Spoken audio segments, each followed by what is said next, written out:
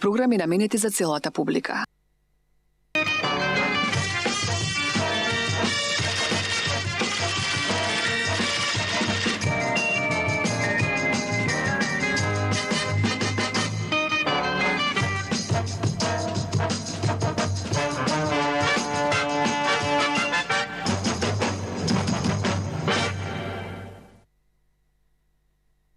Почитувани гледачи, добро вечер, добре дојавте уште едно издание Јадибор Ексител 3 телевизија.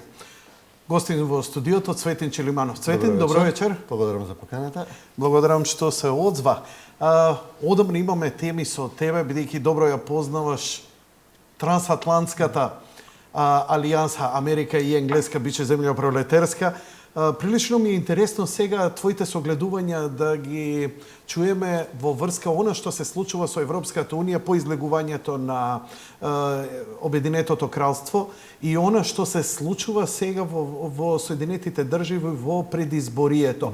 И сето тоа како ќе влијае кај нас. Тоа се интересни работи, малкумина ние ги следиме, бидејќи сме преокупирани со домашната политика. И пред да идеме со тоа, секако тука ние со почит кон братскиот англиски народ, Обединето кралски народ, ќе посветиме дел и ќе се обидеме да ти ќе се обидеш повеќе. Имаме за славење. Па не знам дали имаме за славење или не, многу мина тука се кршат копјата. Но на самиот почеток јас би те замолил овие сладки цветови да ги замениме со нешто друго. Сепак и ти си новинар кој добро ја следи таа работа, се работи за медиумите и медиумскиот закон, предлогот за медиумски закон. Ти го погледна законот за медиуми кој треба да се извинувам, PDF фајлот само да еве го, да. Предлагач влада на Република Македонија, представници, тоа е предлог закон за информативни и рекламни кампањи на јавните институции. Го погледна законов, дзирна во него за што се работи и виде дека прилично е бучно по порталите во врска со ова. Пред да ја вклучиме Ивона Талевска, која е сега како главна обвинета или посочена дека она го изработила овој закон. А кој друг да биде обвинет? Јас, ти. Да, некој мора од нас. Некој мора. The usual suspects. Добро кажано, добро. Не, добро, види. Ќе случуваш или се бараше, нели, долго време се бараше закон кој што ќе дефинира начинот на кој што ќе се распределуваат тој дел од финансиите кои што владата решава да ги подели за медиумите, за кампањи кои што треба да кренат свест за општо полезни работи. Например, еве, не знам, не да Боже сега ако дојде ситуација со Зика вирусот или не знам, нека добиточна болест или кампањи за безбедност во сообраќајот, за антидискриминација, за толеранција, за такви прашања. И долго време опозицијските медиуми крева галама околу тоа дека со овие пари се влијае врз уредувачката политика на медиумите. Јас сум на став дека тие кампањи всушност доколку влијаа беа повеќе израз на слабост отколку сила, бидејќи имавме ние ситуација во која медиумски газди отворено се ангажира во политиката од страна на опозицијата. Најавува јас мојата телевизија ќе ја користам како калашников да ја срушам владата. Одговорот на владата во некои ситуации беше тоа што го прави, кое што според неа беше објаснето, нели, искриво колчано во некои медиуми, без право на деман, без право на извинување, на исправка и така натаму. Едноставно ќе се продуцира одреден медиумски производ кој што ќе да предели повестите или за време на вестите на таа телевизија да се објасни другата страна која веќе телевизијата тоа не го прави.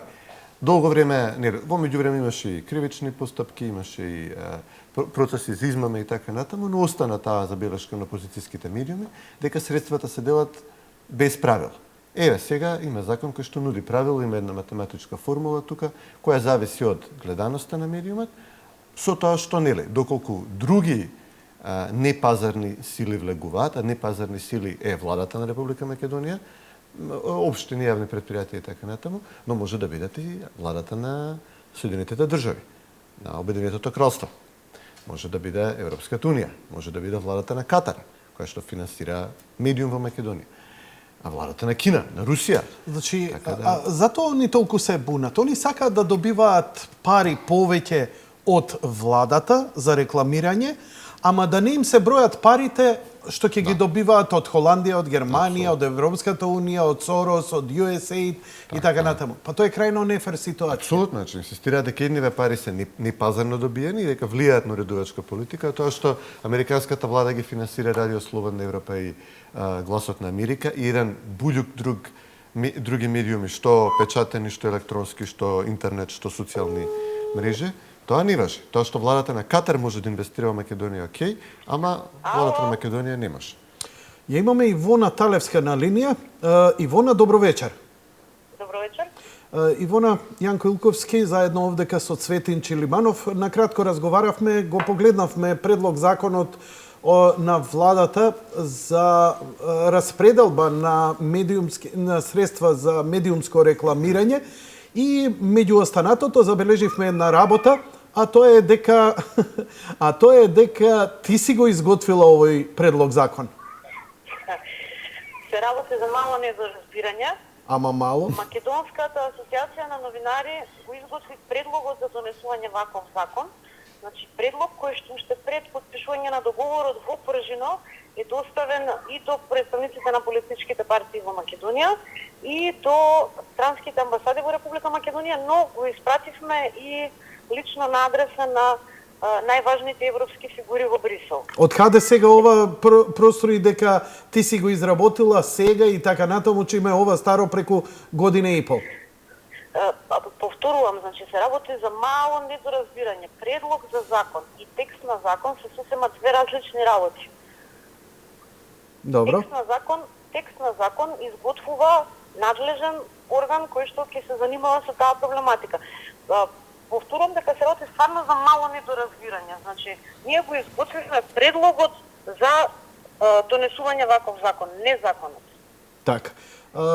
Ивона, како ти личи тебе овој предлог? Какви се реакциите? Бидејќи гледам доста се бунат од овие порталите кои се силно финансирани од USAID, од Сорос, од странски амбасади, нив не им одговара. Они сакаат и од владата да земаат пари, или владата воопшто да не дава пари, но она што они го добиваат, никој да не им го брои. Прво, овој закон ќе овозможи рамномерна распределба на сите средства наменети за кампања од јавен интерес за сите медиуми во Република Македонија, вклучително и за регионалните и локалните медиуми, кои што сега во ова криза која што ја треси Република Македонија, наречиси и да едва и врзуваат крај со крај. Тоа е првата работа. Втората работа е што дел од средствата ќе се делат рамномерно согласно гледаноста, рейтингот, односно читаноста на медиумите, значи ќе бидат запазени пазарните критериуми. Третата работа е што нема да се врши политичка пропаганда со тие кампањи, бидејќи најстрого се забранува член 9, мислам дека беше тој, најстрого се забрануваат политички обележја, политички пораки и политичка контрола на тие кампањи кои што треба да се емитуваат за сите граѓани во Република Македонија.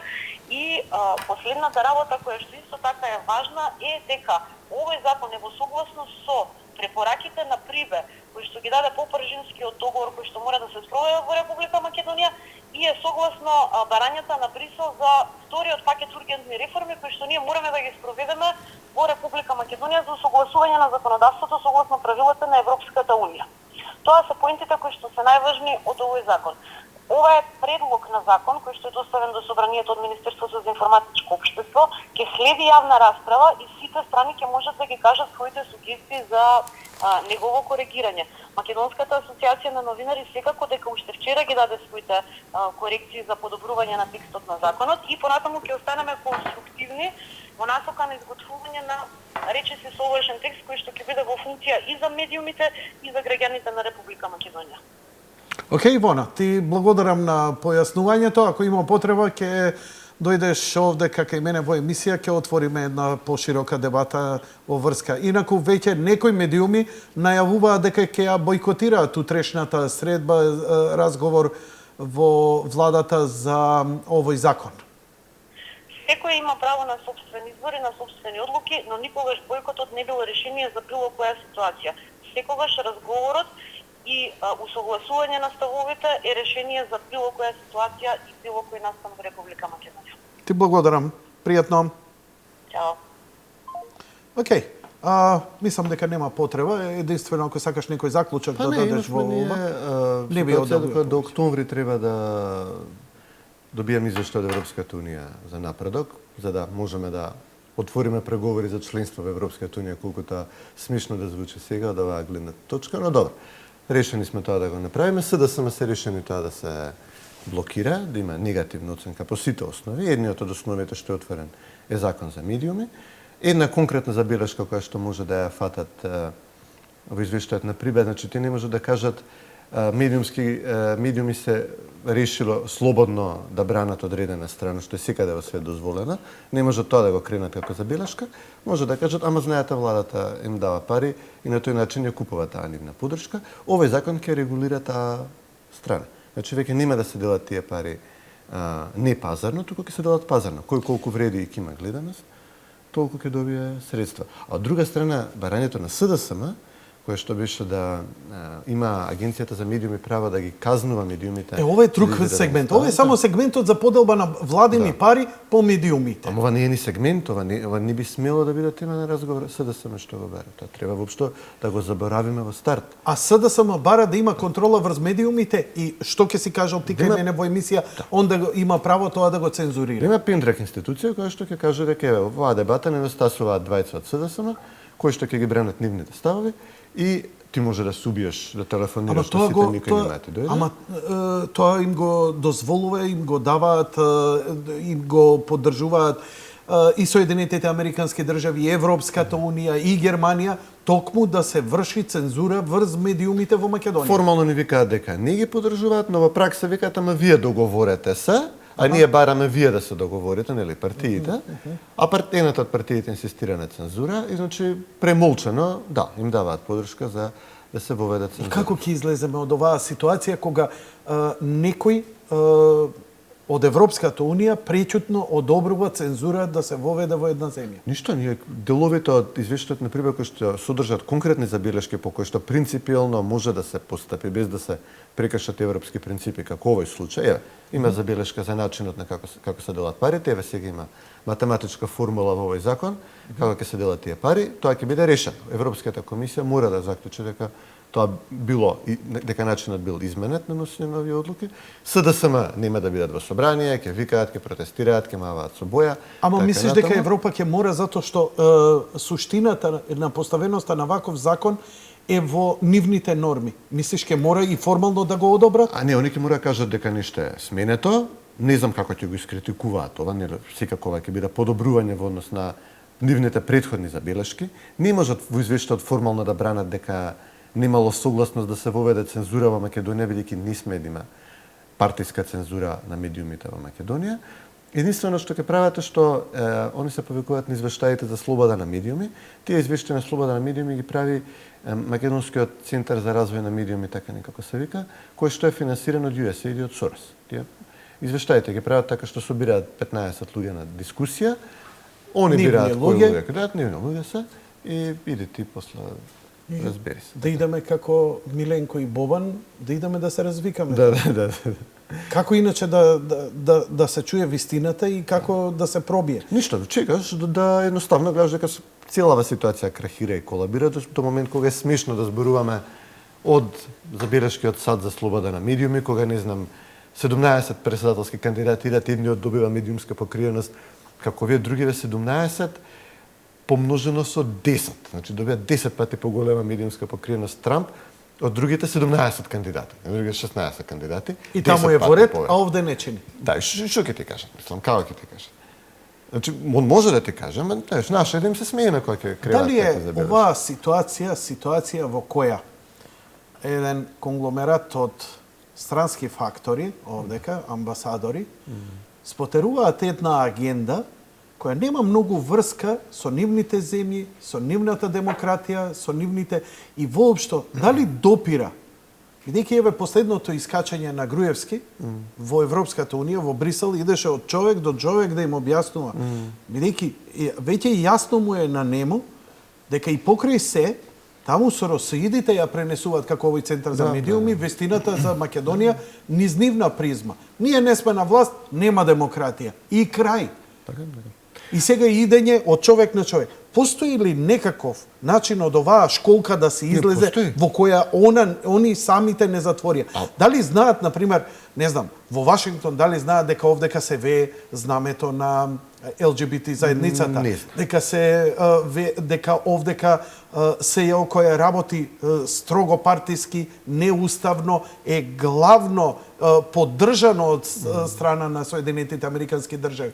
Дали Германија знае дека овде дезинтеграциони процеси на државата поддржува Германија, а мислам дека не е ни свесна преку нивните представници Холандија и така натаму. Нашиот проблем е строго лимитиран до социјалдемократските партии во Европа, таму каде што се на власт. За жал се доминантни во надворешно политичките дипломатските кругови. Иако објективно гледано нивните партии губат на избори како магариња губат века. Како тука што влијанието нивно не се намалува? На пример, имаме ситуација во Германија номинално нели конзервативна партија на власт, но имаат широка коалиција, ги имаат прибрани нивниот СДСМ во власт, им го имаат дадено Министерството за надворешни работи. И сега тебе ти доаѓаат дипломати од Германија и тука опозицијските медиуми ти викаат гледате вие дека Ангела Меркел ви праќа луѓе да ви кажат, не знам, како е Михаел Рот, на пример. И читаш биографијата на Михаел Рот, Михаел Рот е крајно лево ориентиран коментатор, активист. Дури имавме неодамна ситуација кога истакнат пратеник, поранешен министер во Германија од Баварија, од конзервативната опција, вика, луѓе, не го слушате што ви зборува Штајнмајер, министерот за надворешни. Он ја води политиката на неговата партија. Он не ја води политиката на Германија. Имавме ситуација Холандија исто така. На власт е конзервативна опција, која што вика, затворете границата за бегалците, за Грција беа исклучително строги, кратата им пари, значи сите конзервативни теми што треба да се отворат, се тркаат со Герт Вилдер, со националистичката опција, значи навистина се солидна конзервативна опција, либерално-демократска, се представуваат на се конзервативна опција, повторно се во широка коалиција, меѓу другото затоа што Вилдер се втора или трета опција, па да се окрупнат центристичките партии ги земаат и СДС на власт, што ќе им дадеме, ајде МНР ќе им го дадеме, го ставаат крајно лево ориентиран човек за министер за надворешни, он ти доаѓа тука, ти вика отвори граница, викова ништо не чини, се среќава со СДСМ, сите нивни точки ги превзема и дури имавме ситуација дента после Брексит. Имаше состанок на министри за надворешни работи на 6 членки основачи на Европа. На Европската унија. Во Италија социјалдемократите се на власт, Франција се на власт, Германија и Холандија веќе објаснив ситуацијата, министрите за надворешни се од социјалдемократската опција, Луксембург е марксист некаков, живи Белгија. И се собрале 5 социјалисти во своите партии дома, например во Франција се dead man walking, они се уништени. Председателските избори до година ќе бидат прегазени. Во Холандија социјалдемократската партија Нове Кондерс што го спомнав, од 30% има паднато на 10%. Слично им се случува во Австрија, слично им се случува во Грција, слично им се случува во Германија и во Шведска, значи во Британија веќе готова после Брексит. Но сепак дрскоста е таква што ден после Брексит се собираат своја дружина, они ќе решавале за Европа. Па мораше веднаш после тоа да има реакција и од другите држави да се организираат. Па Ангела Меркел организираше средби, вика, чекайте, со кој памет организирате вие средба, кога вкупно сите заедно собрани како просек од гласови може 15% покривате вашите држави. Вика сте трета опција, вика прва опција се конзервативци, втора опција се овие популисти, националисти кои што ги собираат поранишните работнички места, нели, каде што гласале за социјалдемократите и така натаму. Вие сте веќе трета опција во Европа, веќе не сте втора голема партија во Европа. Италија до октомври се на власт, после тоа тешко, после тоа ќе им се пее чао бела. Франција до година заминуваат од власт, тоа е веќе дефинитивно. Британија, Германија веќе нема шанси да дојдат на власт. Ама имаат Могерини, да речеме, од социјалдемократската партија на Италија, ја имаат ставено за шеф за надворешни работи на целата Европска унија. И сега ќе ти дојдат Могерини, ќе ти дојде Штајнмајер, и ти примаш сигнали, да речеме, од Брисел и од Берлин. И мислиш дека цела Европа те притиска за нешто, ствари една групировка која успева, бирократска групировка. Види, фасцинира таа ароганција на таа европска бирократија. Значи, далеку од тоа. Каде утнуваат овдека, мислам дека ова кога ти објаснуваше, дури кога те прашувам ми доаѓа одговорот, каде утнуваат конзервативците кои се број еден во Европа, каде утнуваат во ова делање и како овие делања на левиве бирократи, на марксистиве, кои ни доаѓаат овдека, кои се буквално Ван Хојте во неговата вулгарност, ја не сум видел по-простачко, по-примитивно.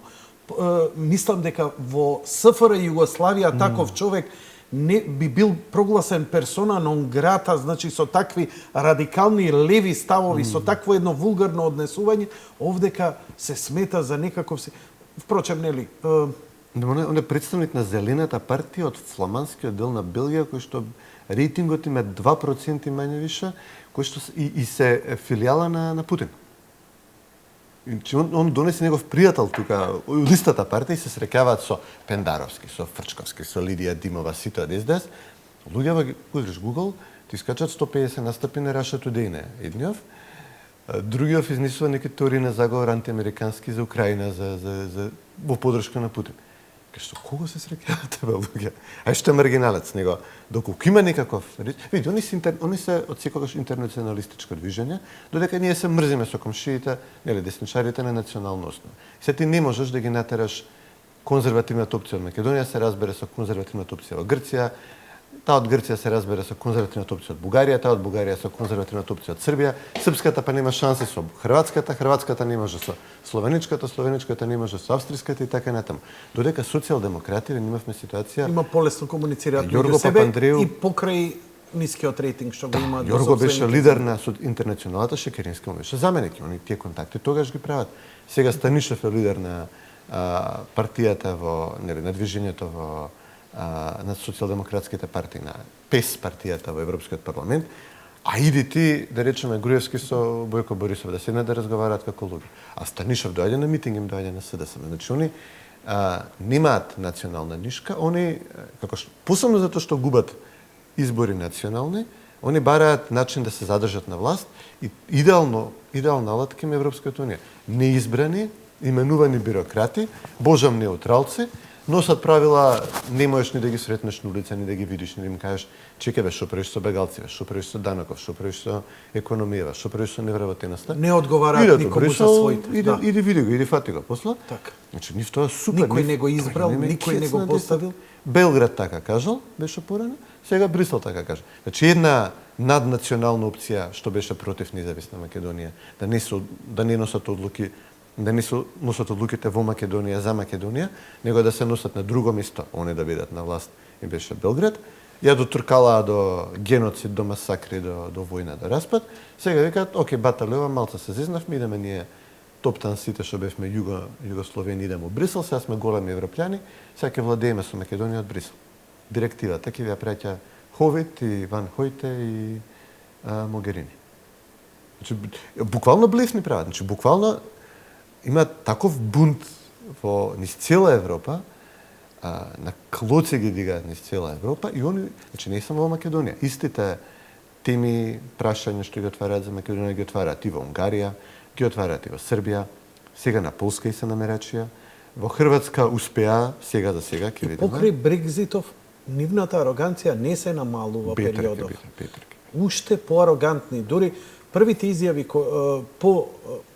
иако за референдумот за Брекзит се слушнавме во живо, морам да признам дека не само јас. Сите бевме изненадени. Ти, Бобан, разговаравме утредента.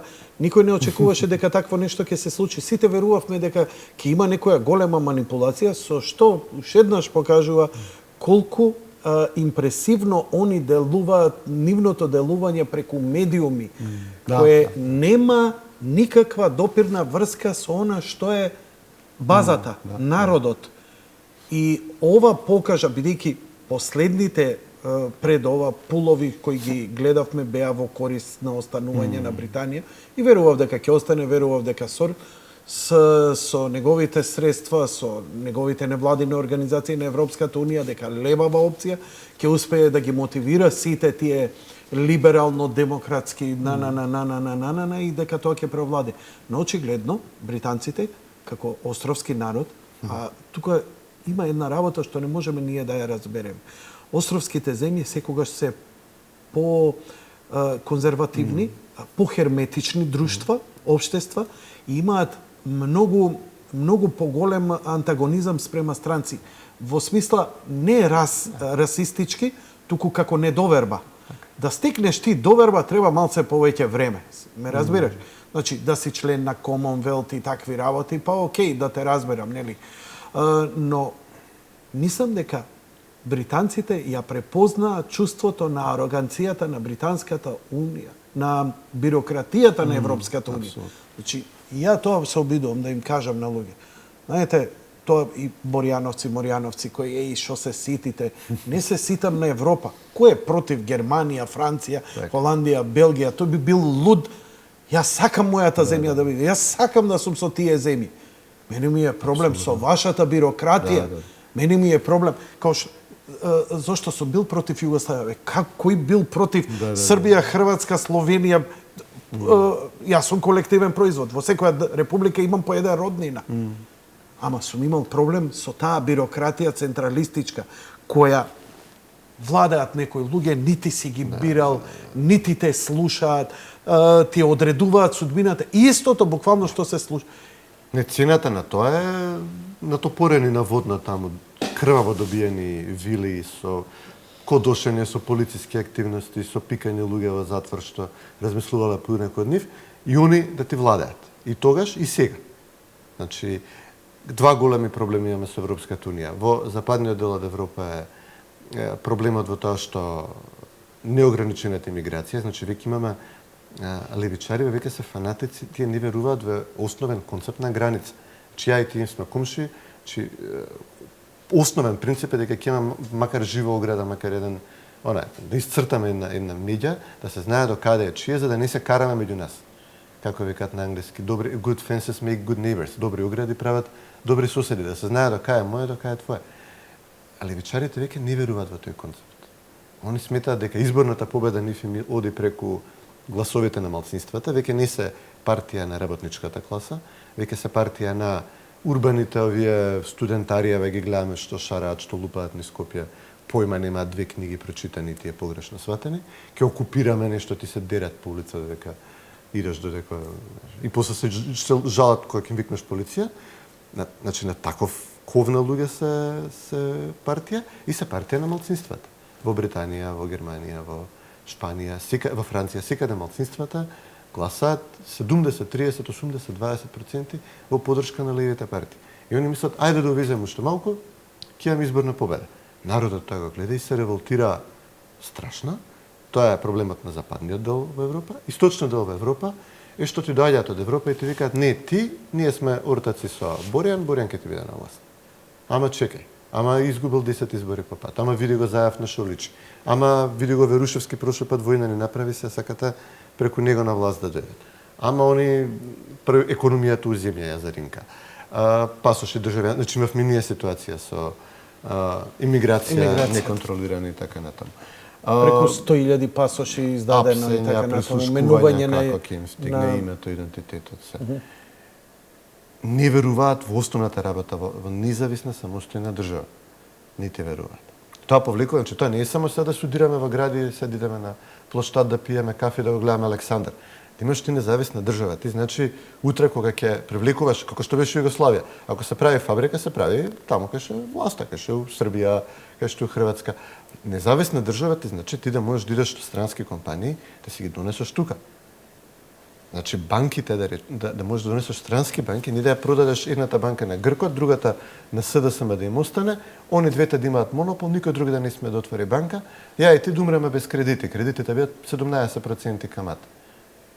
Тоа значи, така они разбираат... Не се секири, ние натаму немаме своја банка. Македонија нема своја македонска банка. Ама имаш конкуренција на една турска, две германски, една италијанска, една австријска, се тепаат меѓу себе. Имаме една опозицијска, имаме една словенечка, имаме грчка, Ама не, Societe Generale француска, него, значи тоа се, значи нашиот буџет е грешка во годишната пресметка маргина на заокружување на статистичка грешка, да. Значи, кај нас се влезени страшни пари само во основа на либерализација на банкарскиот пазар. Но кога ти ќе го дадеш газот под кирија, кога веќе не си суверена држава, нема да биде само Александар што можеби ќе го симнат споменикот или имате ќе го сменат. Ние ќе имаме многу јасни, конкретни економски последици кои што ги видовме кога грците испокупуваа се што имаме во земјава, а што ги купија компаниите, него што ги правеа монополи. Значи да нема конкуренција, да не седат со неверојатни стапки. Еве гледаме, Грци било умешани во монополот на Телеком, Грци беа умешани во монополот на банките, Грк ти ги држи, не знам, банални работи како, не знам, буракот во Скопје ти го продава Грк, пивото, значи монопол на пиво ти направија. Значи една работа што може сиромаштија ти изведе нека малца. Значи пивове ти откратиле, Јанкове, мајком. Не е собствено да има 10 врсти од Европа да може да ги донесе некој по нормална цена. Идеш у продавница, што има Амстел, Хајнекен и Скопска. Иста компанија. Значи да не можеш да се израдуваш на 10-15 врсти пива да влезеш у продавница, па не ја не знам кога ќе влезам надвор у Запад. Не, дека ги има, ама монополот генерално не држи. Сега Скопско прави се смутке, преме се вакво неко, че ако кинам на Запад влезам у супермаркет, прво фрижидерот со пиво и да се поклониш нека малце. И после. Значи такви за секе плаќаме низ нос ако им се подчиниме, ако им попуштиме. Значи не се тоа произволни работи за кои што зборуваме. Ние сега Александар споменикот не е битен. Иначе ќе го рушат споменикот, викаш. Да, сигурно. Еве вака например може да го рушат споменикот. Еве да видиме сцена како ќе изгледа рушењето на спомениците. Па пробаа Прометејни. Нели? Вака требаше Прометеј да биде. Како беше Сашка. Мада и овие што рушат не се ништо поразлични од тие што се обидуваат да се рушат. Така. Снимката на Сашка пушти. Очигледно се овие батали ми се. Овие ми се доволно вака се гледа дека се прогресивни, млади, шарени револуционери. Се гледа, личат. Да. Од нив почнува историјата, се што било претходно не важи, од нивната славна револуција. Они сега и Нопке нема да го признаваат. Според нивната верзија на настаните се почнува од шарената револуција сега. Како што Југославија забранувала да се збори за се што било пред НОП. Не, тие клети ВМРО-вци таму пред 10.000 години правеле скулптури. Да. Ке видат они. Глеј шубово им прават. Браво. Културно светско благо. Море мајката ваша. Вавилон. Море, ке видите вие Вавилон. Светска култура 100.000 години. Ништо пали, руши. Ништо да не остане камен на камен. Така. Без ценето. Но, нели, со ова ќе дојдат нови времиња, прогресивни. Ние само уште не можеме да го сватиме ова. Еве ги, шарените. Многу ви благодарам. Ги видовме. Уште оној нивниот кондом ги нарекува ВМРО-вците талибанци. Да, еве ги. Дебил. Дебило нивни.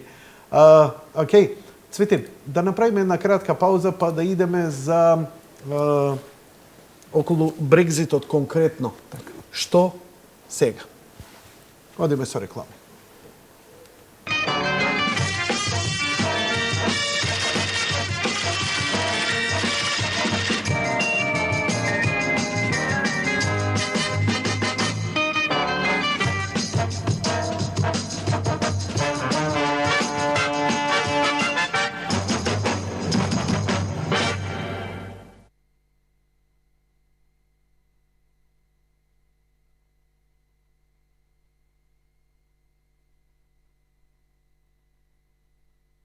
Продолжуваме со емисијата.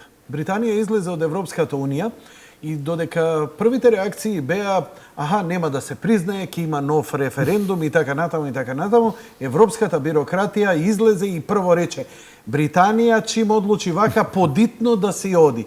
Значи дури напротив како да едва и дочека да си отиде. Не, стварно имав таков печаток од настапите на Брисел. Многу арогантно, не сакате, марш од тука да ве нема. Нешто има логиката на нив. Они мислат дека сега Британија ќе пострада страшно, надвор од Европската унија, со страшен економски колапс, со падна берза, со падна валутата, со гладна улица и такви работи, и дека тоа ќе биде како за памет за другите. Зар мислиш дека Европската унија ќе воведе санкции спрема? Па еве инсистирањето брзо да се активира овој документот, да се испрати дописот до Брисел, се смета дека на некој начин ќе продлабочи оваа краткотрајна криза, значи кратко време падна акциите на берзата во Лондон, потоа се врати на истото ниво, се врати дури над претходното ниво. Фунтата падна, да речеме, од 1,50 на 1,30, денеска паднала на 1,25.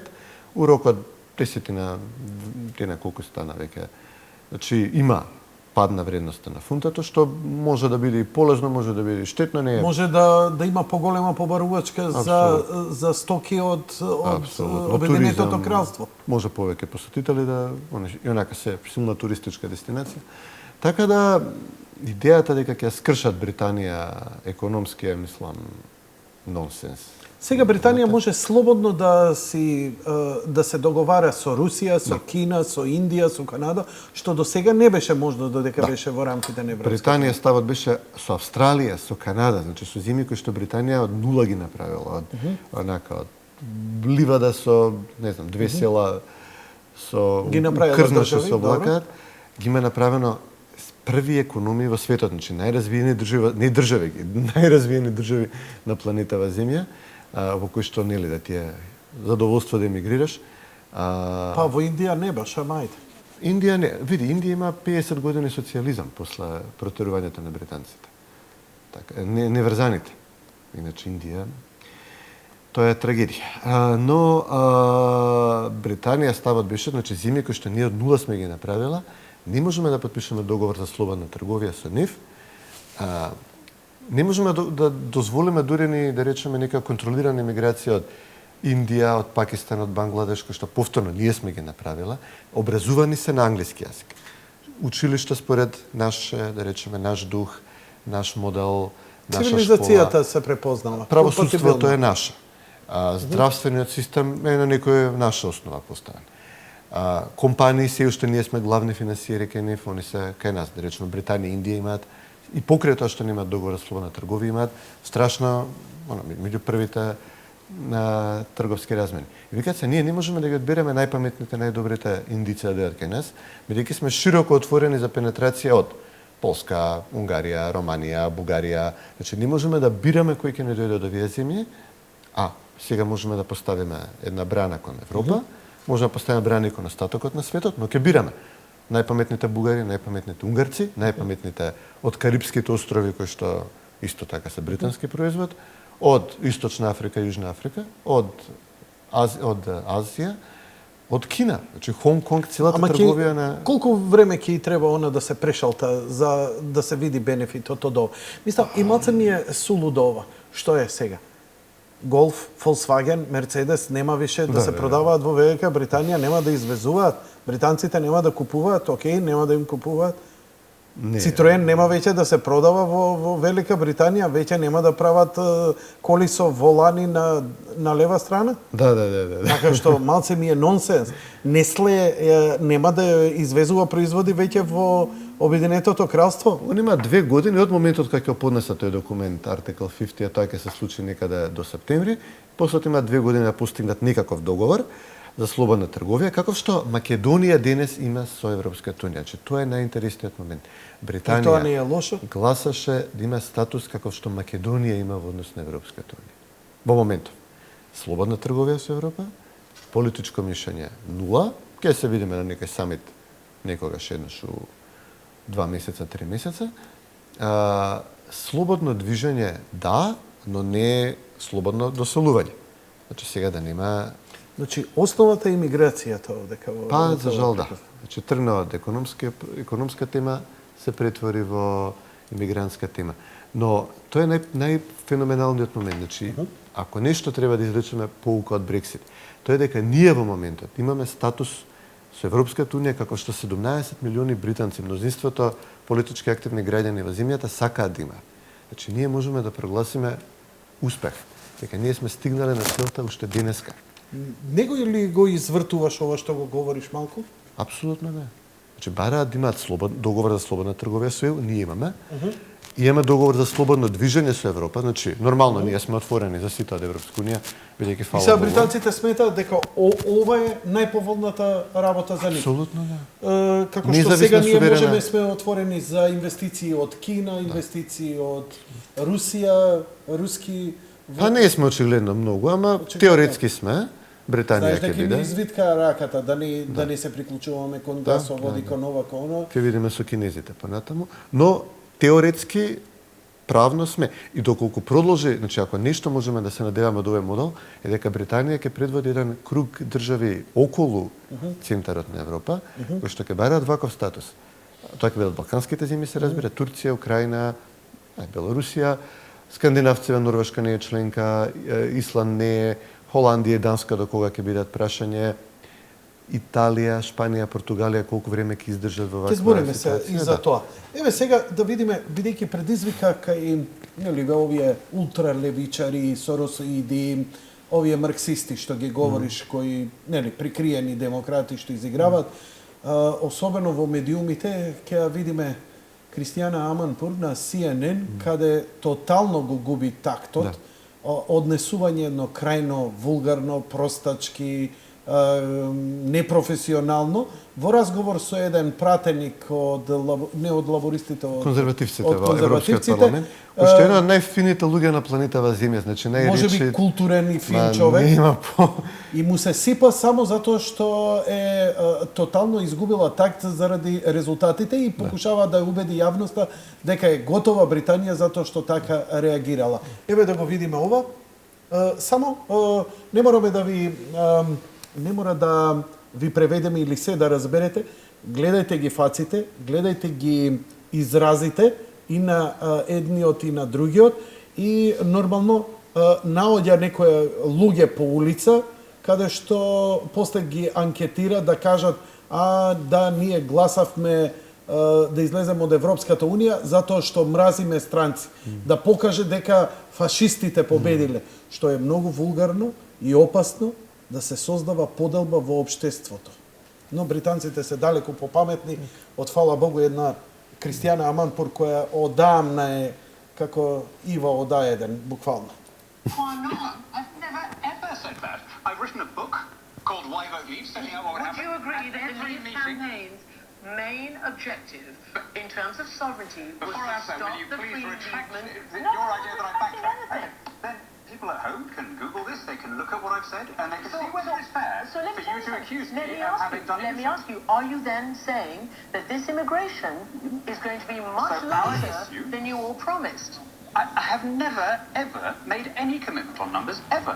On the contrary, I've numbers, said just on every- facts. yeah. No free movement of. What we said labour. is we would take back control. Now, what that means is that a foreign court should no longer get to determine who can reside in this country, who can enter this country, that should be a question for parliamentary sovereignty. We are clear about that. So and you're that will saying happen. It does not. that parliamentary sovereignty could quite easily allow the same number of people to keep That coming will in? be a decision for Parliament. That's how You have democracy got to be works. kidding me. This whole thing was run on. Can I play for you? You guys have Can been I shouting play- racist so long No, you weren't listening to what we were Did actually I say saying. that? When you retract When that have right I now? ever? Did I say when that? have I ever made immigration Did my I issue? say that? You Did I say you have that? accused me of Did backtracking, backtracking and I want is you not to give me one bit of evidence that I Let ever me said play anything the different soundbite, from what Daniel. you've just spoken. Daniel, let me play the soundbite. You refuse to put me in piece in, but I'm going to tell you what All they right. say of why people say they voted for.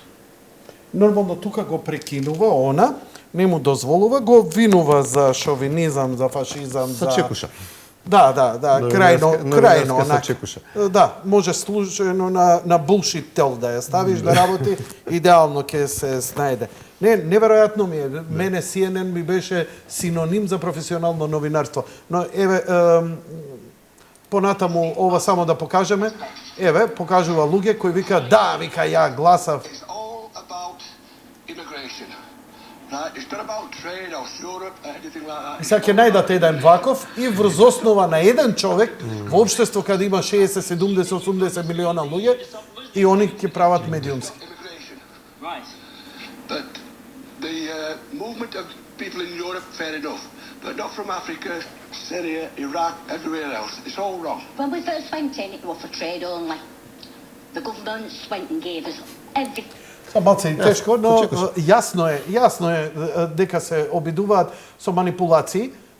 Иако и ова од 27 јуни помина доста време, очигледно иднината на Британија, на Обединетото кралство не е загрозена. Таму може да има дезинтеграционен сега процес, ама пак ќе биде, нели, види, ја пак ги користам како се правиме паметни.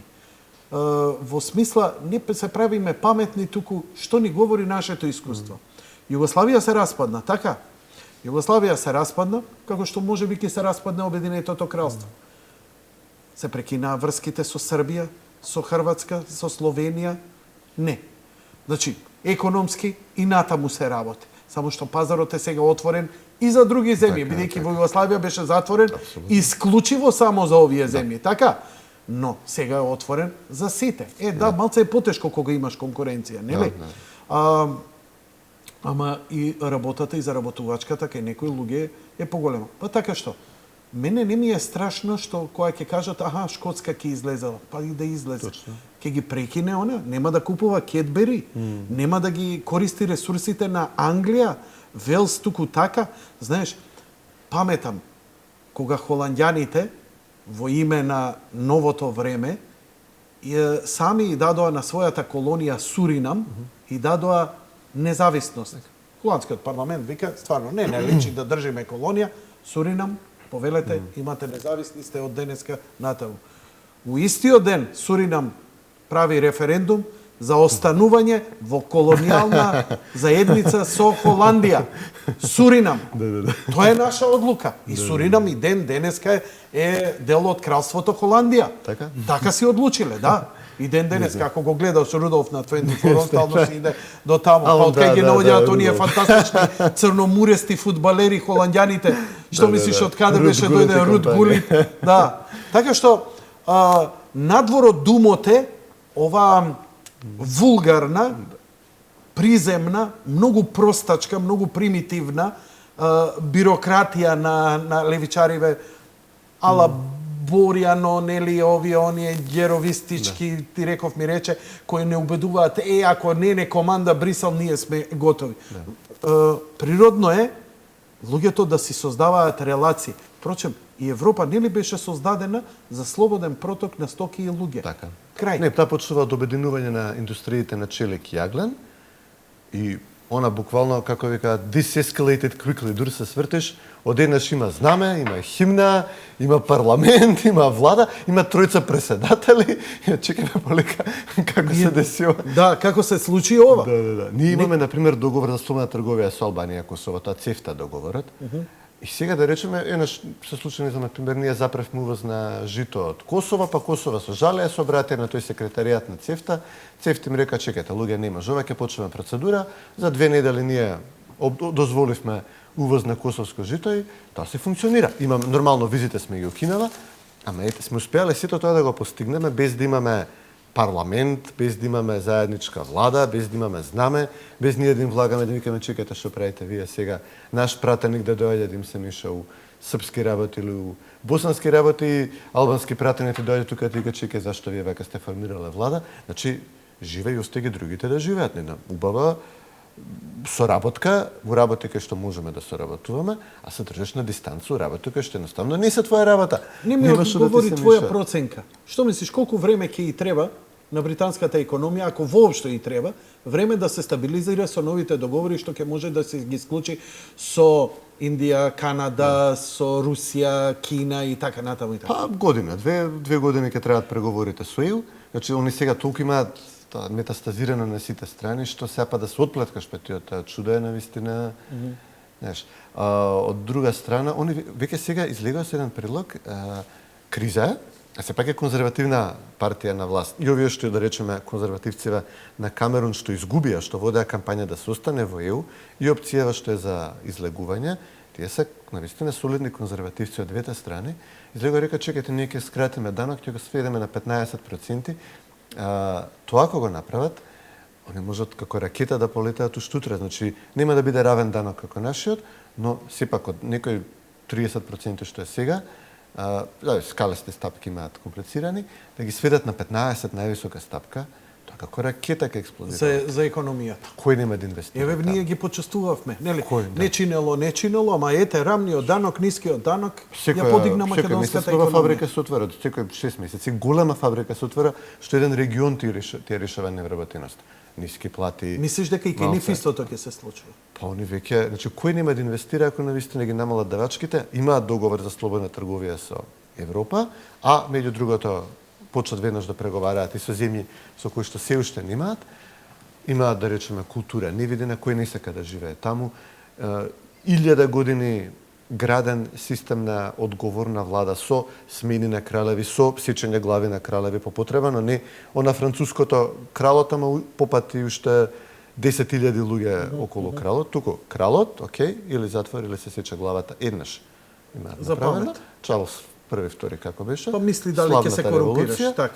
И после тоа, нели, древните англиски слободи кои што ги велат си стојат, 1000 години граден модел на Демократија, на парламент. на сила некој што се газди на своето, значи не феодалци како што биле тука, како што биле во Русија, во Франција, туку тоа е англосаксонскиот модел. Сакаш да ми кажеш дека пропадна обидот на оваа левицата, ние што се ги викаме кај нас соросоидите, да го извитоперат британското општество до перверзна мерка да веќе се изгуби целата контрола, идентитет и суштина. Види, делови се изгубени, речеме, сепак, Брайтон. нели, 52-48 беше, значи Лондон е изгубен, неповратно, значи, за конзервативната мисла. Добри делови од Лондон се изгубени. Шкотска е изгубена. Значи, Шкотска е татковината на Адам Смит, земјата.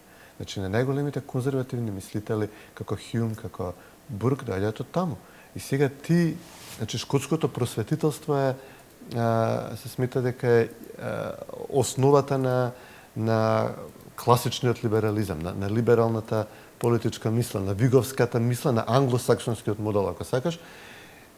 И сега Шкотска е, за жал, држава која што е зависна од дотации од пари од буџетот во Британија и е петродржава како Венецуела, како Катар, значи нема своја индустрија, нема продуктивизам. Живеат од туризам, живеат од нафта и од буџетот од Британија што се слива и така си врие така, бидејќи се повисоки стапки на невработеност, Глазгов од индустријски центар е пропаднат и се врие тој и национализам и омраза кон Маргарет Тачер, кон англичаниве ни се натураат, пак им дадат премиер како Гордон Браун некој време да се порадуваат малца, да ги смират, ама имаат и парламент, имаат големо високо ниво на самостојност во своите права. Им даваат, не знам, НАТО да го водат преку Џорџ Робертсон и така натаму, ама знаеш, кога не работиш, кога не си продуктивно ангажиран, кога се нешто ти фали. Но се покажа дека огромни делови од Англија и од Велс си функционираат,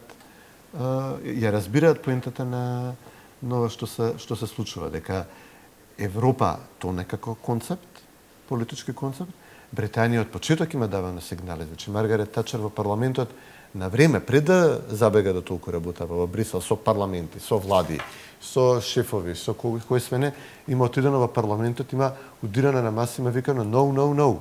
Ние ќе останеме со суверена самостојна држава. Ние нема да дозволиме некој таму Делор во Брисел нас да не ги определува правилата. Вилијам Хейг, кој што беше министар за надворешни работи, кога се има формирано еврото, има кажано, луѓе, ви имате направена зграда без врати и прозорци. Може да се влезе, не може да се излезе. Ако ви се запали зградата, како ќе побегнете?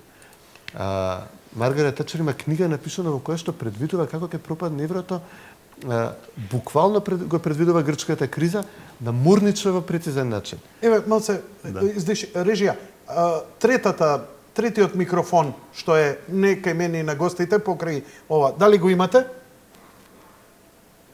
Океј. Ова е настапот на Маргарет Тачер во парламентот, токму за ова што Цветин го говореше за тоа no, no, no.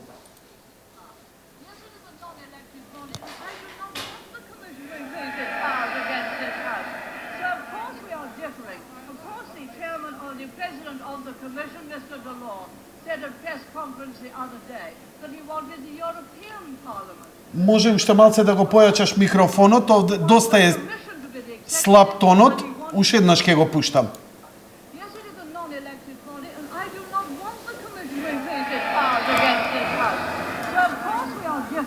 Of course, the chairman or the president of the commission, Mr. Delors, said at a press conference the other day that he wanted the European Parliament to be the democratic body of the community.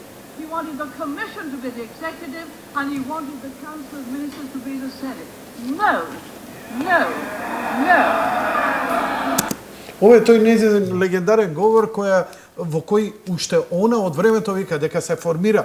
Тоа е тоа најавата дека парламент кој што ќе го замени и британскиот парламент и сите други што ќе ве команда и ќе ви кажува и така натаму и така натаму. Комисијата ќе биде влада, Европскиот совет ќе биде, да речеме, шеф на државата. Па еве, истото им се случи со Грција, истото им се случи со Италија. Едноставно народот не бираше влади, Европската унија им постави влади. Технократи од банки донесени, од представници на Италија, да речеме, во Франкфуртската банка, во Европската централна банка, тој ќе ти биде премиер. Не знам од каде го искупаа Пападемос, исто беше некој банкар во Грција. Дури да речеме во Италија имаше ситуација во која дури вештачки го зголемува проблемот на Италија да поземи пари на пазарите на капитал. Буквално го турнаа Берлускони. Значи веќе тоа што и нас не го прават, тоа се прави низ цела Европа. Дури конзервативците го прават, што е најтрагично. Значи имаме ние конзервативци на врвни позиции во Европа, како што е Доналд Туск од Полска, кој што самиот праќа сигнали: луѓе, претеравме, мора во иднина Брисел да има помали овластувања, значи не може вака. Но што се случува? Него го стават за председател на Европскиот совет. Он е буквално од тие тројцата председатели на Европа, он е најпредседателот. И сега губат во Полска избори. Неговата партија, конзервативна партија, губи избори, добива уште по-конзервативна партија, така по-рурална, од црква си од луѓето, има така по-национални сваќања и така натаму. Човекот што прави? Оди во Брисел, почнува санкции. Сака да им удри санкции. Како еве што се радуваат се СДСМ, ХХ на Македонија ќе удрат санкции, 27 милиони искратиле за пари кои што најголем дел од тие пари се трошат за или не ги трошиме, тоа што го трошиме им го даваме на експерти, пред се тоа другарчиња на СДС од Словенија, од лево од десно, да дојдат тука да не учат како да уредуваме министерства, не учат да мултиплицираме бирократија по моделот на Брисел и ќе се отидат со тие пари, че тие платите што се ги земат, да речеме тука ќе остане у хотел што потрошила, нешто женски ако бркале частеле по Скопје, тоа останува. И сега, како што СДСМ се радува во моментов ХХ Брисел ќе ни удри санкции на Македонија, исто така Доналд Туск, кој што би требало да е попаметен од тоа, вика: јас сакам да удрите санкции на владата на Полска, на неговата земја, затоа што неговата партија изгуби на избори. Па сега буквално истото што се случува тука. Со овие со распиеве, боровци, моровци, овие со кои се пукаш прилично на Фејсбук и на Твитер. Човекот што ги организира протестите у Полска, ќе ти го пратам на нека друга емисија, изгледа како милчен очигледно по фацата, истите тие тикови, истите тие занесувања го испиле мозокот. Прават исти такви морбидни настани, например идат во црква, каде што збори бискупот и стануваат, протестираат жени, викаат хаове. Катастрофа, значи истите тие шарени финти што ги прават тука, ги прават и таму. Сега, на Македонија можеш некој време да ги правиш, се гледајќи Македонија не можеш така лесно да ја скршиш, на Полска не можеш. Тој, да. Позната ви е фаца. Ова е полскиот Владимир Милчев. Полската шарена револуција. Полската шарена Значи, револуција. ништо не е случајно и оние анализи што беа, дури Миленко што ги кажуваше дека вакви протести и ово што се случува, впрочем, на највулгарен, на најбезобразен начин пред наши очи, истиве шарени идат да протестираат во Белград. Напише Торис Кам, на монумент Торис Кам. Значи, шарената револуција почна во Лондон кога победи Камерон. Значи, Камерон го доби мандатот за Брексит, а СЦУМ. SCUM. Со У се пише скам. Значи, шарената револуција почна со напади на споменици во... Тори со Ипсилон. Мислам дека... Да, со Ипсилон. Anti-Tory Protest Defense. Така, да. Да. Добро. Значи, споменик на жените, болничарките, мислам, што се бореле во Прва, Втора светска војна, го ишкрта. Ова е шарената револуција, ова е 2014 или 15 кога беше, кога победија конзервативците. Не може да поднесат пораз. Значи, ова е очигледно, ова е еден поширок процес, ова не е ништо случајно, никај нас што се случува, а очигледно се случува низ цела Европа. Од нордиските земји се до овде. Црвена коса како Ивана Туфекџиќ. Да. Британската Ивана Туфекџиќ. Чекај некој љуми да не испадне. Само за разлика од нашава полиција, британската полиција и тоа како знае да се Не да се не однесува? вооружени се види ги да ги молат да се разотидат. Истите Не, тоа Америка, Америка само. Тоа иди во Америка пробај ваква нешто. Пробај Да у Америка и видиш ќе те како се појашчете помрчина. Да, и после твоите ќе се извинат на полицијата што се ги мавал со боја откако те упуцала. А имаше на споменик, ама не се гледа, брат, немарска. Така да забегани се. Значи, дури и конзервативци кои ќе отидат во Брисел, многу е тешко да останат свесни, прибрани, разумни луѓе. Да одржат контакт со реалноста. Еве, Јункер е номинално конзервативен лидер, водеше кампања да и се помогне на Грција. Да се помогне на Грција, значи да се оди во следниот чекор на интеграција на Европа. Нема веќе буџети на одделни држави. Сите што се во Европска унија, сите што се во еврозоната барем, што ги имаат еврото, се должни да спасат Грција. Гркот троши како пијан бурнар, ќе го пуштат у пристаниште после 2 месеци пловидба од бордели до кафани и на крај сите ние сме должни, се што се испило, сите ние мора заедно да го поделиме. Тоа ти го вели Јункер, конзервативниот лидер. Така да Брисел дефинитивно Што со ова треба да извлечам заклучок од се во ова што ми го кажува? заклучокот за нас е многу едноставен. Значи, ние сме веќе стигнати на највисоката фаза на евроинтеграција. Во НАТО во ред, НАТО би бил убаво да станеме членка, НАТО не ти се меша во внатрешни работи, ти се меша во работи што се многу емотивни, болни, тешки, како што е учество во воени операции надвор, но реално импактот на животот на граѓаните од НАТО е многу помал отколку што импактот врз животот од Европската унија. Економска девастацијата која што може да ја предизвика дома, значи НАТО може да направи девастација надвор, додека Европската унија ќе те предизвика девастација дома. Во НАТО се уште мислам дека е окей да продолжиме да працираме, додека Европската унија во моментов ние имаме однос со Европската унија каков што можеме само да посакаме. Сега, треба да се најде начин како да им се објасни на граѓаните, во Брисел, го гледавме денеска министерот Никола Поповски, ние се уште одиме како да ништо не се случило, како да шабме габри, све окей, све е редо. Значи, бродот кој ќе трне, кој ќе види Санта Мраз, треба време да се сврти. Ние дали сме почнале да вртиме, не знам, но очигледно не се приметува. А вртат ли некои други земји веќе? Па, од тие што се членки, не. Еве, гледаш, сите како лемингзи трчаме према провалијата, викаме не. Над еу, супер. А провалија мислиш дека постои дефинитивно? Па види, значи, не знам што се случува понатаму. Значи, што предпоставуваш? Спекулирај.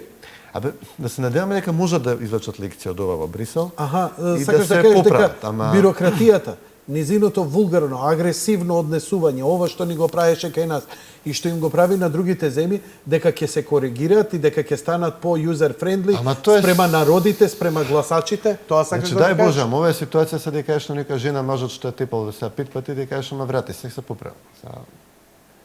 Нешто има водата тамо, опиени се со мој. Нели мислиш дека ова ќе предизвика на пример една во овој момент, да, затоа што овие постави, владени постави во Европа цврсто стоја на овие определби, но брзо ќе дојдат избори во Италија, во Франција, Германија, Австрија доаѓа, Данска доаѓа, мислам Данска веќе има изгласано.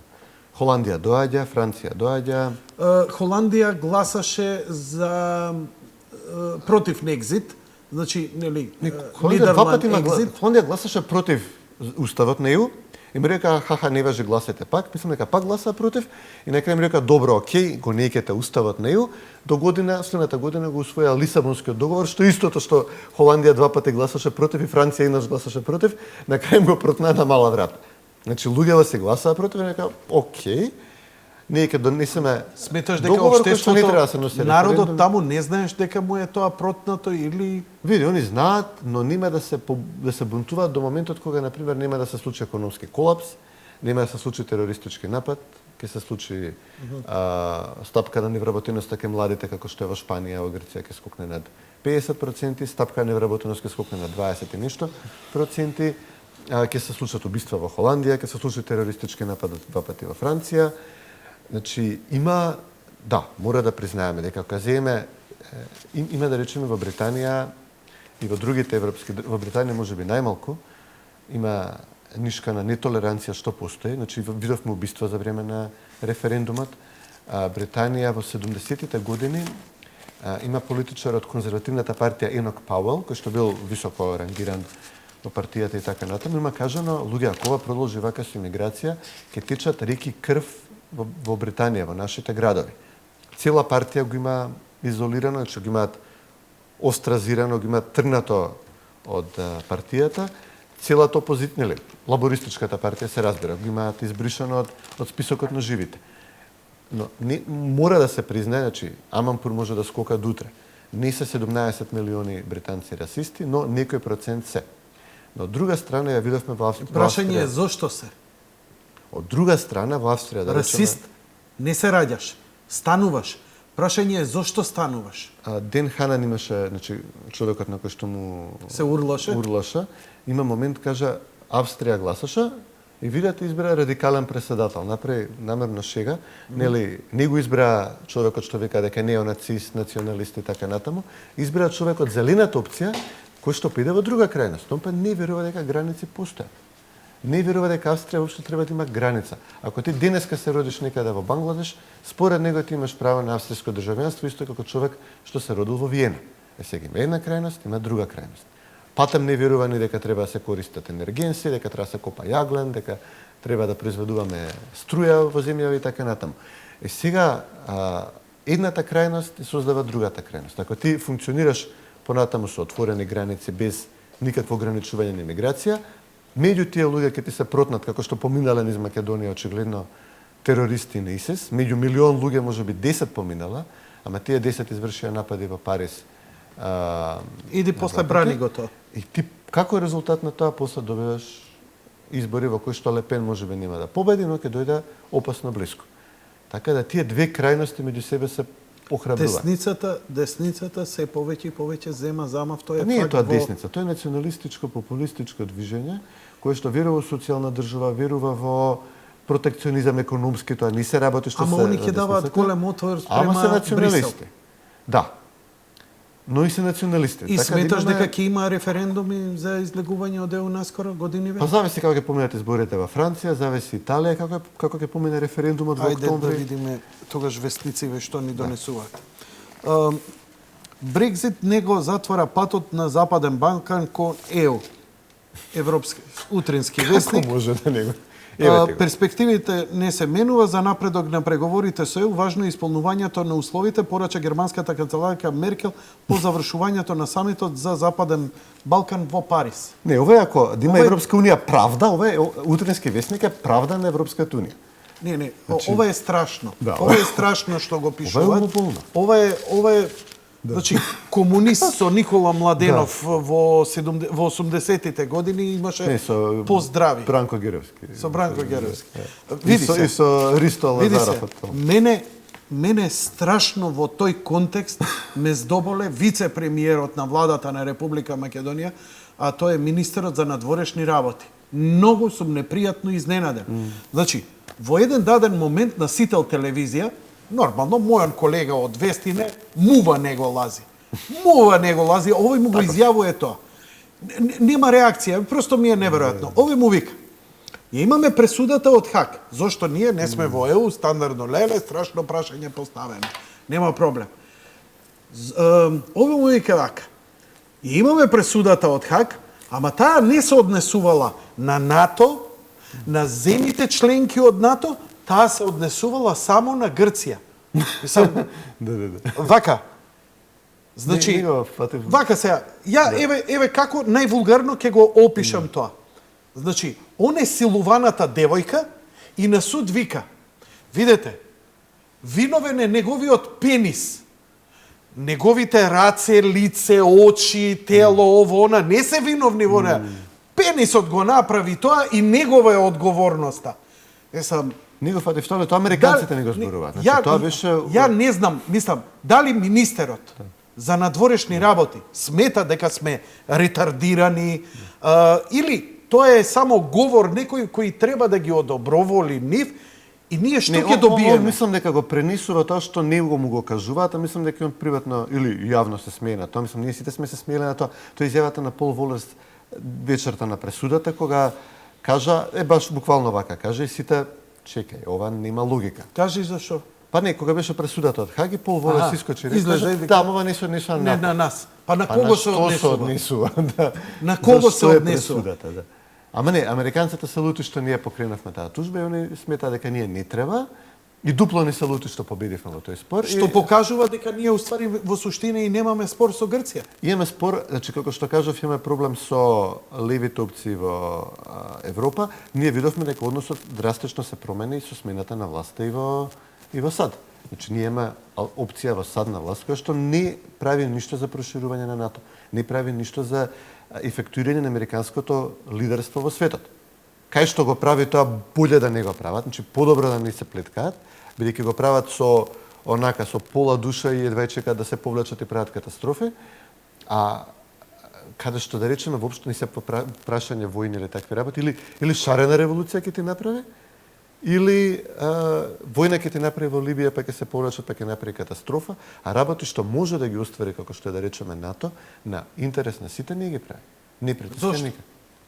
Зошто? Како опција... Така, може ли Америка да го реши проблемот меѓу нас и Грција? Апсолутно. За 24 сат. Зошто не го Може решава? да најде формула да биде... Не мораш да одговориш. И... Реторичко е прашање. Значи, ама се согласуваш дека Соединетите Американски држави се доволно силни да ја свиткаат раката. Може. Затоа што министер за надворешни работи, Грција вели ја оправда и Америка и Европската унија дека Грција била непослушна и сваќаш, сите слушале, ја принудија Хрватска. Брисел ја натера Хрватска да ја откочи. Да ја откочи Србија, истото не важи за Грција. Така. Мислам, треба луд да сум, мене луд ме правиш, добро, треба да поверувам во ова. Добро, значи ако е зео прашање, значи нашиот став во моментов е ние сакаме да влеземе уствари. Ние сакаме да влеземе во ЕУ и НАТО. Опа, добро. Во ЕУ не баш. Па не, веќе анкетите покажуваат, значи етничките македонци отприлика пола-пола. Нема анкети. Кај нас не е спроведена анкета. Имаше скоро анкета. Беше 68% за ЕУ, од кои што нели, може да претпоставиме дека процентот бил доста повисок кај албанците, може да претпоставиме кај македонците дека е 55-45 или ако не е веќе 50-50. Нормално кога постоиш прашањето како што треба, прашањето е дали сакате да се смени името, па да влеземе. Рекламите и да се префрлиме на Америка, што ова. Обединета европска војска зошто е подобра од НАТО? Голема анализа. Нема кој да ги чува границите на Европа. Тоа е поголема тема, може да тераме. Јас сум дури Сметаш ли дека е ова тема произлезена од состојбата или оваа тема ја не знам кој го кажал генерира? ова. Не знам кој го кажал. Иначе по принцип, значи има една школа на мислење дека Европа е наопаку поставена од САД, дека САД е конгломерат на држави кои што се решаваат економијата релативно слободно, но имаат заедничка армија и надворешна политика и правен систем. И дека тоа е добар модел на организација, додека Европа е обратна. Бидејќи нели, кога имаш ти голема армија, тоа има многу поголем ефект отколку да речеме Вирџинија да има своја армија и флота и авиација, Вермонт да има авиација, флота и војска и така натаму, дека тоа функционира очигледно, додека во Европа е обратно. Работи така што Европа може да има ефект голем, да речеме да има... Ова е анализа на advance.hr, хрватска анализа. Окей, добро.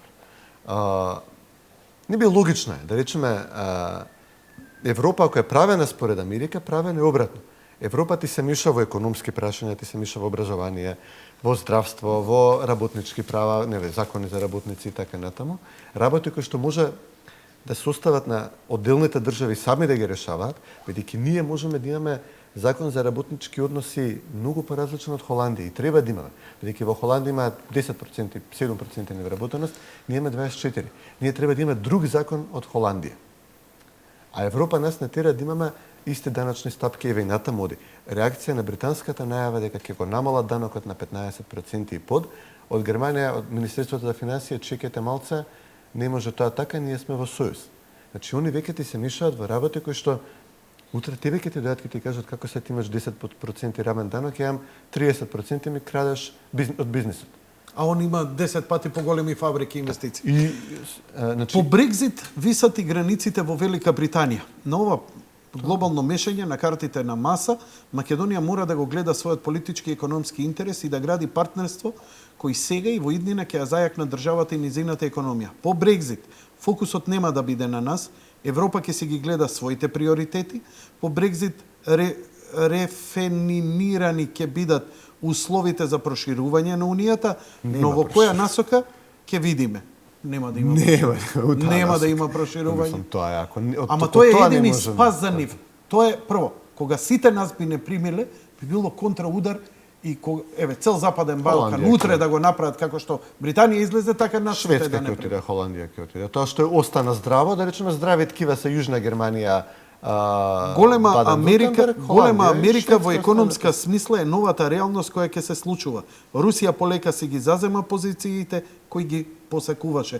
Ова е интервју со Антонио Пешев, негова анализа на ситуацијата. Помалку или повеќе во право човеков. Не, проширување нема да има, а Европа е тотално, да речеме оваа идеја, Европа е толку обратно поставена од Америка, да речеме Америка има армија заедничка, нема посебна армија на Вирџинија или на Северна Каролина или на Јужна Каролина. Па они сами да прават неколку бродови, па не знам, па ќе координираат, па нема да координираат кога треба. Си има една национална армија, една национална надворешна политика, а во Европа е обратно. Во Европа имаш 27-28 армии, одделни, па кога треба у Либија, па ќе се договориме, Ирак, нема да се договориме. Има 28 надворешни политики, па Русија им се меша, па ОЕМ се меша. Америка има добар устав, врз основа на кој ги спојало државата. Европската унија никогаш не понуди добар устав. Незиниот устав прво што гледаше правата на хомосексуалците и црквата да биде избришена. Основните ткива кои го создаваат на за земјоделие и за рибарство, мислам, зашто повод? Значи устав е краток, толкав треба уставот, нели? Мала книга. Основни принципи и одговара, да речеме, са Европа нема ни национален идентитет, па да има армија и надворешна политика заедничка, ама сепак принципот би бил тој. Обедини се таму кај што можеш да имаш ефект, ама не им се мешање луѓето во здравство, образование, во економија, во даночни политики, во еколошки правила. Остај ги државите сами да сидат. Оти ние подобро знаеме што треба. Од друга страна, па многу добро е сите овие инфраструктурни објекти, инвестиции кои ги дава Европа. Патишта, бродоградилишта. Мислам, нема, ако од тој аспект, например, тоа е окей. Види, проект што надминува граница на една држава, окей да се прави на наднационално ниво. Значи, ако ти имаш коридор што треба да се направи од Будимпешта до Солун, окей, тоа дури Адам Смит признава дека е работа на државата, односно на над телото што е над, да речеме, општините. Ние сме малку големи како општина нека. Ама не ми се мише во работи кои што јас можам да си го уредам, не ми мултиплицирај бирократија тука во земјоделската политика, не ми мултиплицирај стандарди, да речеме, во дрвната индустрија, не ми мултиплицирај работнички права сега на трудниците, како што е во Италија, така треба и во Холандија, така треба и во Европа, а да речеме има земји кои што 200-300 години граделе див капитализам, се обогатиле, изграделе инфраструктура, индустрија, се што можеле да развила. Ние сме седели во феудализам тоа време. Се нас не треба еден период да фатиме залет, па после ќе воведуваме екостандарди и работнички права на нивно ниво, ако дојдеме до тоа. Он ти вика не, ти сега мораш да имаш стандарди како што имам стандарди. Да настрана е да речеме можно минорно прашање или што викаш ЛГБТ. И ќе ти ја загрози целата твоја економија и ти сега имаш повеќе, па ние економски растеме, ама имаме повеќе странски инвестиции одошто домашната економија. Не, они доаѓаат тука и викаат фала Богу, ние тој од Ван Хол од Белгија дојде, не може да се доизнерадува што побегнал од синдикатите во Белгија. Тука реално синдикат нема и не може ни да има уште можеби 20-30 години. Бек во Кочани новата инвестиција на Амфенол. Значи новиот објект што го градат. Да се мрднеш ко кафе. Покрај патот име онака. Мислам, не случајно доаѓаат. Тоа е добро, окей, ама треба и нашата економија да расте. Па добро, околу, ако ќе излезат од Кочани 500 луѓе и ќе подалат плата на првиот, до вчера не земале плата, се ќе се крене, па се нормално. Така. Одиме со вториот блок реклами, веднаш потоа одиме во Соединетите Американски држави. Клинтон, Трамп.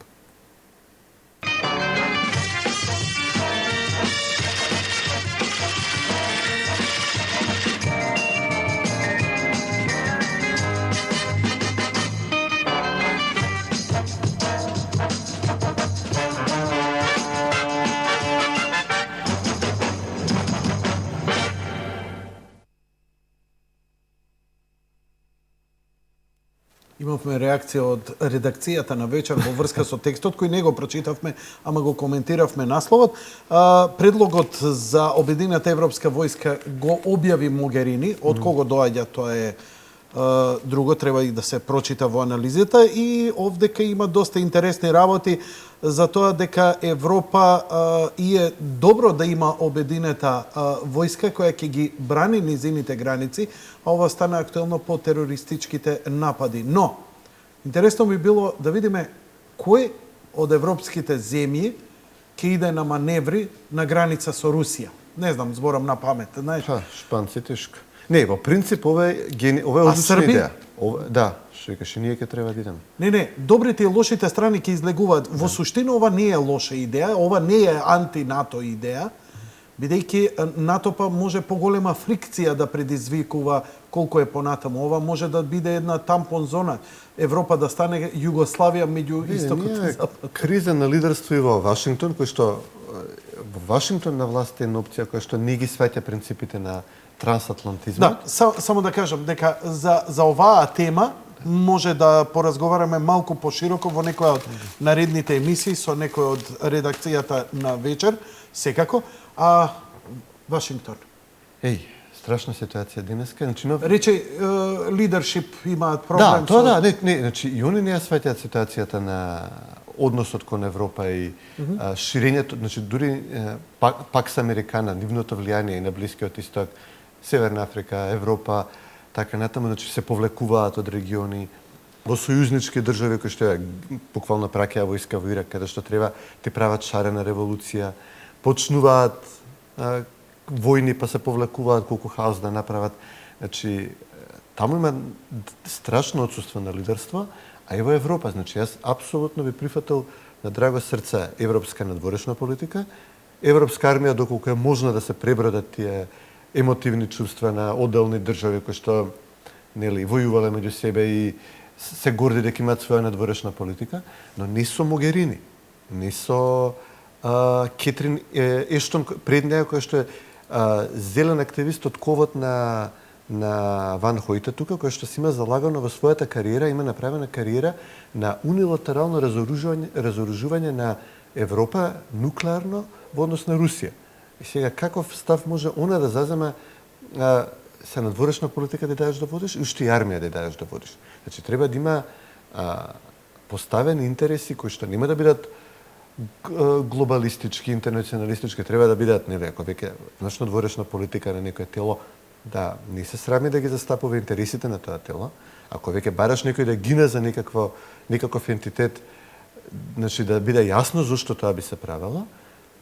И воедно, значи, ако ова се прави, ако се даде ова овластување на Брисел, апсолутно да се бара да се повлечат од тие милиарди овластувања кои што они сами се ги имаат дадено во изминативе децении, при што ти регулираат од чашава, од масава, од компјутеров, од дури химикалија користена за знамево да се направи пластиката и капава, до начинот на кој што ќе се направи, работничките процеси и така натаму, еколошките стандарди, значи тоа апсолутно тие права треба да им се одземат, да им се даде право да координираат една лабава трговска зона, инфраструктура во ред, може да координираат, одбрана и надворешна политика во ред, но ова микроменаџирање буквално да биде парламент кој што ќе ги замени сите парламенти, тоа е рецепт за катастрофа. Тоа русите не успеа да го направат да функционира. Југославија не успеа. Фала Богу. И Вашингтон. Да, имаме Катица Јанева ситуација денеска во Вашингтон. Падна одлука за гонење на Хилари Клинтон, односно да не се гони Хилари Клинтон, како што Катица Јанева... Која донесе таа одлука? FBI, Бирото за истраги, денеска имаше пресконференција, после месеци и месеци истрага на Хилари Клинтон, која што обвината дека ги криела, ги бришала, дури на крај испадна дека ги палела физички, значи кога ги имала форма на хартија, ги ставала специјална вреќа која што е огнеотпорна и ги палела своите мејлови, своите дневни средби, своите, нели, календарот со кого се среќавала во текот на денот. Малку. Обширен си, а не даваш прецизно. Тие мејлови, она што ги користела, некои незини блиски ја корист... Има... Колеги, тишина малце. Во соседното студио. Во соседното студио, ве молам, овде готвиме, кујна. И вие Кромидот, значи, она со тие мейлови успевала да им каже каде, како, кој да ја злоупотреби или да ја искористи ситуацијата за вложување, за материјална корист, за вложување на берза и слично. Значи, што е поготово во Соединетите Американски држави, криминално дело пар екселанс. А плюс тоа, користела своји државни тајни податоци, ги користела на личниот мејл, не на владиниот мејл кој е заштитен со и така натаму, зашто била информирана, она се малце глуми луѓе. И сега FBI вика пупу не се ваши. Да, FBI, значи конкретно работи за кој што вината, на пример, низината ќерка Челси Клинтон, семејството во кое што е мажена се интернационални финансиери. Меѓу другото инвестирали во Грција. Хилари Клинтон им давала доверливи информации, споделувала со нив до каде се преговорите со Грција за нејзин спас, дали ќе ја спасат или нема. Тоа може драстично да влијае на вредноста на грчките државни обврзници, на грчката валута, и сега ако ти добиваш таква информација од прва рака, ти можеш да се кладеш исклучително добро да поентираш кладејќи се на грчките обврзници. На крај се покажа дека луѓето изгубила тешки пари кладејќи се дека Грција ќе ја спасат, но сепак самиот момент кога она споделувала информации со своите роднини како да се коцкаат, како да играат на берза, е многу сериозно дело. Друго дело кое што ги има направено Клинтоновата фондација, која што прима донации од секаде во светот, значи буквално може и Македонија утре да ја финансира, да ја донира пари, божам, наводно за хуманитарни цели. Во пракса тие пари одат во приватните џебови на фамилијата Клинтон.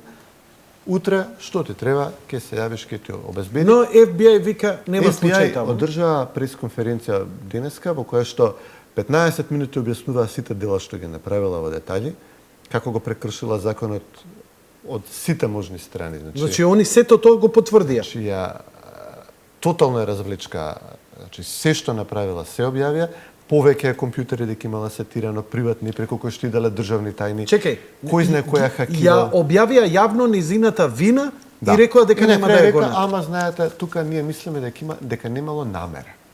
Она можда не сакала тоа да го направи. Добро. Не икела, душич. И рекоа дека ние ќе препорачаме да не се гони. Во меѓувреме Катица Јанева во Америка јавната обвинителка една малце послаба, пуна така. Добро. Прасица, али не е како Катица. Пред неколку дена открија дека во строга тајност се сретнала со Бил Клинтон. Во момент кога треба да донесе одлука дали да ја гони Хилари Клинтон или не, со своите авиони, службениот на овој приватниот на Бил Клинтон, се паркираат на аеродром, се среќаваат во строга тајност со вадење телефони, вадење батерија од телефони, полициско обезбедување на сите страни, они двајца заедно. Сепак тоа се разбира, се дознава и ја прашуваат што, извинете, вие што треба да ја гоните Хилари Клинтон, се сретнавте со нејзиниот супруг, што разговаравте? Па внуците, јога, голф, спорт, така. Карикираш, окей? Не, така кажава, за внуци зборала. Значи Хилари неколку пати има кажано што имавте во мејловите. Он има еден многу иритирачка насмевка, може да ја побараш, да ја пуштиш на YouTube, така се смее. Па за јога разговаравме. Знаете, ако ми ги отворите мејловите, ќе видите со моите другарки за јога како разговараме, како се истегнуваме, како се исправаме. У принцип тоа ја во мејловите. Значи никој треба да верува дека она во период кога морала сите мејлови што ги има да додат ни службен мејл, да остане трак, да остане запис, да може Конгресот потоа да ги прочита, да види дали нешто правила нелегално, дали договарала пари да доаѓаат на нејзина сметка, на сметка на нејзината фондација за одлуки кои што ги носела како државен секретар, како министар за надворешни работи на САД. Она ги бришала, ги криела и едноставно ова насмивката нејзина. Треба да спукнеш дека погодиш моментот.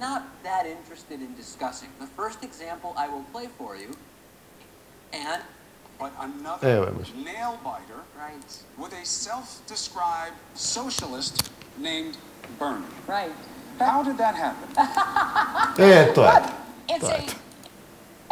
How did that happen? Look, it's How did that happen? Look, it's It's a great country.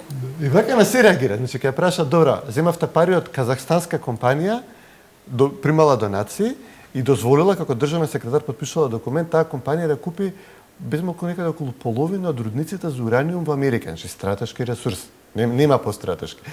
Значи, земале милиони. Океј, доста ми е Ке прашат за тоа. Океј, што со тоа? Еве, значи, се она што правила криминал, FBI, кој е, нели, под влијание на сегашната администрација, сегашниот председател кој е од нивната партија и така натаму, што е кај нас невозможно, нели, партизација на општеството, кај нив е демократија, она е ослободена, што значи слободно ќе може да се кандидира и се што е она и ќе победи. И треба береме пари да ја донираме фондација, така да прашаме колку треба. Чисто да не ти прави шарена револуција понатаму, да прашаме колку може кошта. ќе даде пак кошули да се шијат кај нас. Да, може тоа е кибиње за нека криза што ќе направи. Не, имаме, значи ова е буквално ситуација Ние треба да се подготвуваме за варијантата дека сепак оваа администрација, овој USAID, овој Да, дефинитивно. Овие остануваат и така натаму. И потајно да се надеваме дека ќе се заебаме како што се заебавме за Брекзит. И како што Катица Јанева на приеми по амбасади се среќава со Медарски, кој што му е адвокат на Заев и со кој што би требало бидат спротиставени страни во спорот, така американската јавна обвинителка Лорета Линч се среќава со мажот на Хилари Клинтон и нас сутра ќе ни доаѓа Джейс Бейли и ќе ни продава демократија и владење на право. Тешко нас. И ние треба буквално да се смееме, вака како Хилари Клинтон што се смее, така ние треба да испраксираме такви ретирачки насмевки да му ја пуштаме. Ова треба да му пуштаме секогаш кога ќе каже вакво нешто, треба да ја пуштаме Трамп во фон. Нема шанси да победи. Тешко. Види, окей, еве ја и за Брексит. За Брекзит се Види, јас се надевав, но нели, ние додека бешме во етер излезе Фараш призна пораз. После тоа кажа дека сепак чекате рано е да признаеме пораз. После половина сат повторно го призна поразот. И мене ми здосади ја легнав да спијам и се будам сабајле и гледам. Океј, сметаш ли дека американското општество не може да ги препознае тие негативни работи и да реагира одбранбените механизми не се возбудени изгледа се уште кај американците дека нивното општество не е загрозено од ново левичарско социјалистичко пенетрирање во американското општество. Ова беше шамарчина денеска за сите што гледаат телевизија. Значи законот не важи за Клинтонови. Што сакаат може да направат. Клинтон го гонат за силување 300, го гонат за педофилија најновем сам, нели, летал со авион на кој што му обезбедувале малолетни проститутки, при што газдата кој што ги организирал тие летови у затвор. Обвинете за тоа, мислам, осуден е за тоа. Бил Клинтон не. Така да, ова денеска беше шамарчина типот кој ве врти вас, некои животни се поеднакви од другите, законот за Клинтонови не важи. Колку ќе влијае на граѓаните, не можам да проценам, че Хилари е неверојатно иритирачка, непопуларна личност, Доналд Трамп пак од друга страна секој ден како сила да се обидува да се скара со нов дел од гласачкото тело. Денеска се евреите, претходно беа латиносите, црнците, рейтингот му е 1%.